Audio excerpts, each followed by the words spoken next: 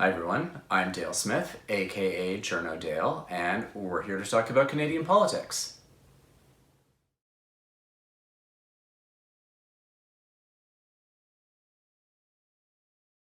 This week I'm joined by Trevin Stratton, who is the Vice President of Policy and the Chief Economist of the Canadian Chamber of Commerce. Welcome, Trevin. Happy to be here, Dale.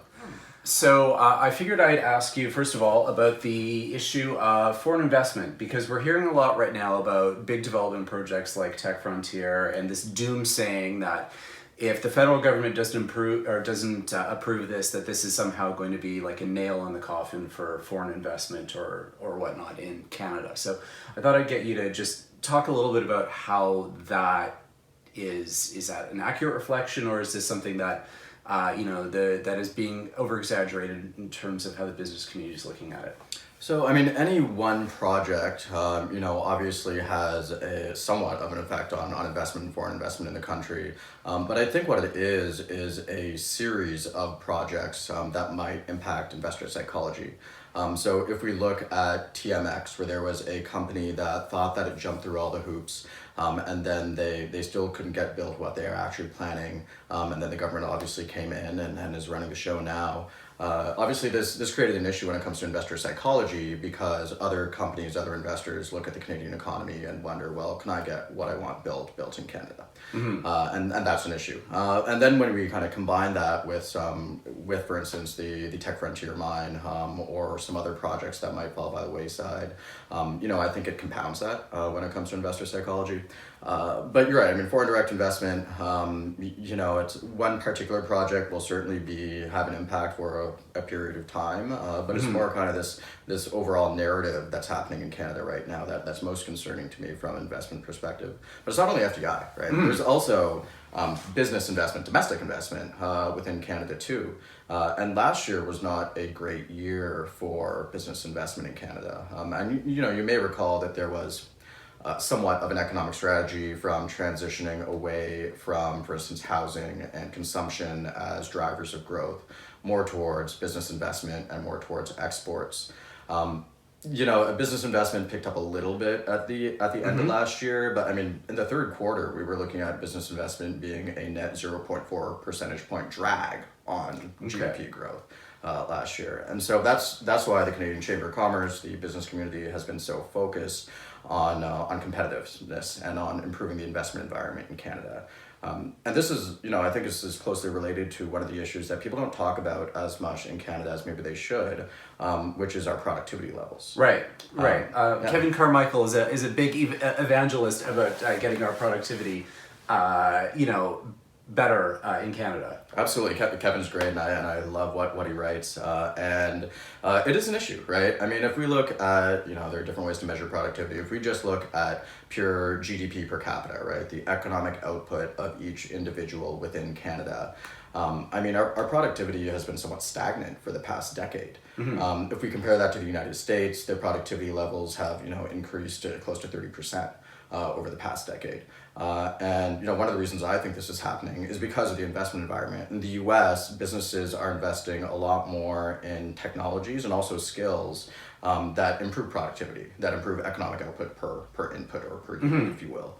While in Canada, we just haven't had that type of investment environment. And so particularly in a modern economy, where efficiency and productivity and the use of technologies and skills are becoming more and more important as drivers of growth, I think this is a huge issue we need to address.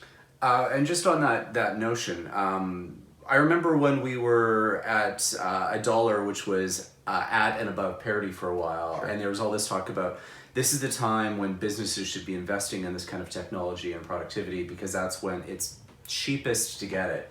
And it doesn't sound like there was a lot of take up on that. Yeah, and that's really interesting. Businesses have definitely not been investing as much as some other countries over the past decade in Canada. And it's because of a few different issues, right? Obviously if we're comparing it to the United States, which we always do, Obviously the Tax Cut and Jobs Act was a large, it kind of kickstarted investment a little bit in the United States. I'm not saying it was necessarily the fiscally responsible thing to do. And not with the $1 trillion deficit Sure. that resulted, but Sure. But it did have, at least a short-term impact on U.S. growth rates. That might be starting to wane now. So it's somewhat shorter, medium term, not necessarily over the long term, though that might change. But we've seen, kind of this wave of comprehensive reviews of tax systems across the world, particularly in comparable economies, advanced industrial economies. The UK did it with the Mirrlees review. Australia's done it. New Zealand's done it. And the Canadian tax system is somewhat onerous. Has an onerous burden on the taxpayer. This has to do with rates. Like we can adjust the tax mix, corporate taxes, personal taxes, sales taxes, etc. But it also has to do with just the complexity of it. I think we rank something like 41st in the world for the administrative burden of our tax system, right? That's not great.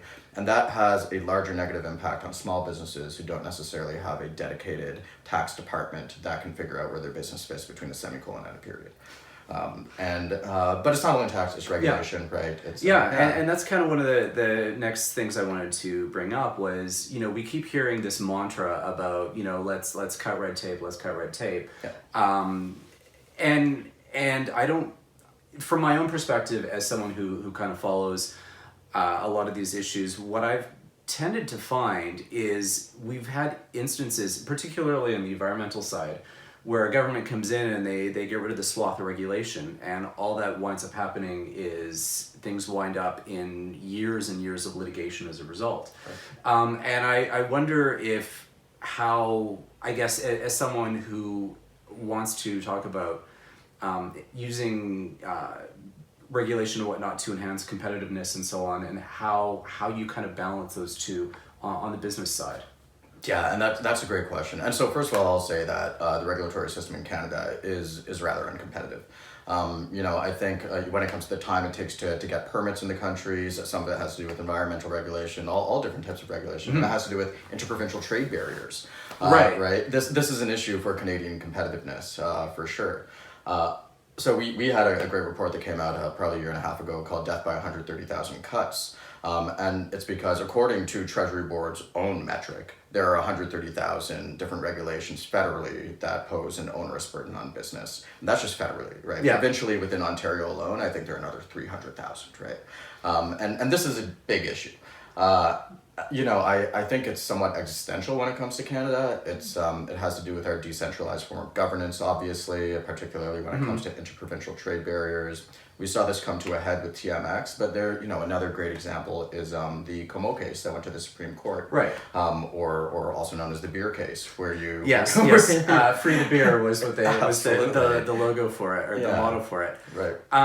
And it's one of these kinds of things where, we've been talking about interprovincial trade barriers literally since the dawn of Confederation in this country. Yeah, absolutely. And I know that the current government has made some progress on it in terms of getting the negative list defined for what the barriers are, which we didn't have up until then. And they have been doing some work within Treasury Board in terms of regulatory harmonization across the country. But it's a big task, and it's almost an insurmountable one. But I guess what is it that businesses can do in order to promote some of that? And I ask this in particular because some of why these barriers exist are still because of protectionist sentiment within provinces, and it almost feels like a push-pull dynamic to me, where on the one hand you've got businesses telling the provincial government, we want this protection, and on the other hand saying the regulatory burdens or interprovincial barriers are too onerous for us to trade between provinces. And so I wonder how you kind of thread this needle. Yeah, and that's so, we certainly, the business community, welcomed some of the announcements by the federal government. I can't remember if it was in the fall economic statement in 2018 or the budget itself. What I think we're looking for is maybe some updates or follow-up on those promises that we maybe haven't heard about over the past year and a half, 2 years. So something that we are certainly looking for is making the economic impact of different regulations part of regulator mandates, right? They look at environmental impact and they look at other impacts. Let's also look at the economic impact of different regulations, and figure out what will be good for regulatory competitiveness in Canada as well. But also, this has been tested in some provinces and in other international jurisdictions as a 2-for-1 rule. For every new regulation created, you get rid of 2. It's not necessarily deregulation, right? It's streamlining regulations, making them easier to understand and making them easier to navigate. Yeah, and I know the federal government has been instituting those kinds of rules. At certain points I've gone through, done stories on regulatory changes, and I always see the 2-for-1 rule in there, and I always see the small business lens in there, in their justifications, and is that having an impact? Well, we haven't really seen an update on it since it was originally announced. Granted, when it comes to machinery of government, things take time.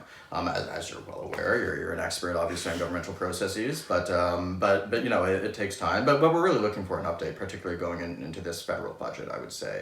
It's a very important issue, and it's an issue that all businesses can agree to, and I think a lot of the Canadians would agree with too. And so, but there are some other interesting initiatives too, like when it comes to agile regulation, regulatory sandboxes, the federal government announced that they were going to look into those for 3 particular sectors.